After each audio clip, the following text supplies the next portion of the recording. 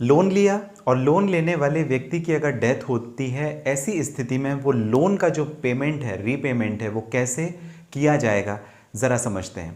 सबसे पहले आपको ये समझना पड़ेगा कि दो तरीके के लोन होते हैं, एक सिक्योर्ड और दूसरा अनसिक्योर्ड।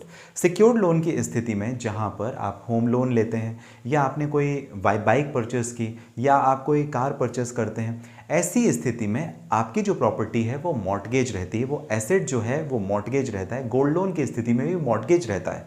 आपकी अगर डेथ हो जाएगी तो उस कंडीशन में आपके एसेट्स को, आपकी प्रॉपर्टी को, जो बंधक बनाई गई संपत्ति, उसे बेचकर उस रकम की अदायगी हो जाएगी। जो भी आपने कर्ज लिया था उसे पेमेंट किया जाएगा और जो रिमेनिंग अमाउंट है वो आपको दे दिया जाएगा प्रॉपर्टी को बेचने के बाद में। लेकिन कई स्थिति में बैंक सिक्योर्ड लोन को भी आपका इंश्योरेंस करवा देती है। थोड़े प्रीमियम तो आपके ज़रूर जाते हैं। ऐसी स्थिति में आपकी डेथ होने के बाद में जो रिस्पॉन्सिबिलिटी है, लाइबिलिटी है उस लोन का रीपेमेंट करने की, उस पेमेंट को वापस चुकाने की, वो इंश्योरेंस कंपनी की आ जाती है।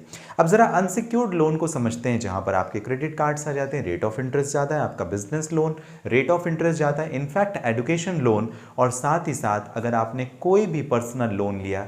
ये सारी स्थिति अनसिक्योर्ड लोन के केस में होती है, जहां पर ऐसी स्थिति में लोन का रीपेमेंट किसी दूसरे व्यक्ति, यानी आपके परिवार में अगर कोई बेटा है, बेटी है, आपकी पत्नी है, आपके पिताजी हैं, आपकी माताजी हैं, XYZ, किसी से भी उस लोन की रिकवरी नहीं की जा सकेगी, क्योंकि वो अनसिक्योर्ड लोन है। वो डूब गया तो डूब गया। लेकिन जो सिक्योर्ड लोन है उसका रेट ऑफ इंटरेस्ट कम होता है, जिसमें आपका गोल्ड लोन भी आ जाता है, आपका होम लोन आ जाता है, आपका व्हीकल लोन आ जाता है। ऐसी स्थिति में उस एसेट को बेचकर, या कि अगर इंश्योरेंस है तो इंश्योरेंस कंपनी उस पेमेंट की रिकवरी भरती है। आपको जानकारी कैसी लगी मुझे ज़रूर बताइएगा। अगर आप इंस्टाग्राम, फेसबुक या यूट्यूब के माध्यम से हमारे साथ लीगल एडवाइस चैनल में जुड़े हैं, लाइक और सब्सक्राइब ज़रूर करें।